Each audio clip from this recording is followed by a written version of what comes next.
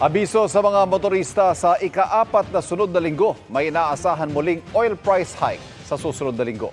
Sa tansya ng kumpanyang Uni-Oil, mahigit piso nakamagdagdag singil sa gasolina. Posible namang tumaas ang hanggang 70 sentimo ang kada litro ng diesel.